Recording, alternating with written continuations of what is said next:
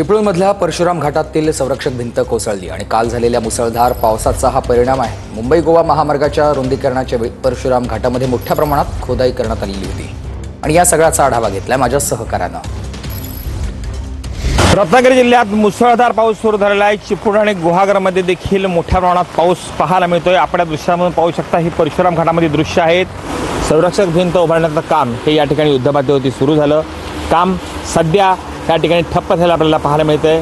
पावसामुळे हे काम त्या ठिकाणी थांबलेलं आहे। तर दुसरीकडं हा जो महामार्ग दिसतोय या ठिकाणी एकेरी वाहतूक सुरू ठेवली गेलेली आहे आणि ज्या ठिकाणी काम चालू आहे अशाच ठिकाणची माती आहे ही पावसामुळं रस्त्यावरती येते।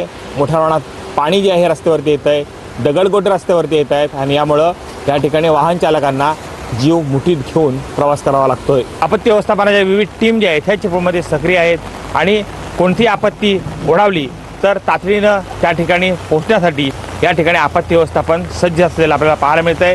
चिपळूण शहरामध्ये आपत्ती व्यवस्थापनाच्या टीम ज्या आहेत या सक्रिय झालेल्या आहेत। हायवे प्रशासनाच्या टीम देखील परशुराम घाटात सक्रिय झालेल्या आपल्याला पाहायला मिळत आहेत। पुष्टकांत साळगावकर, TVN मराठी, चिपळूण, रत्नागिरी।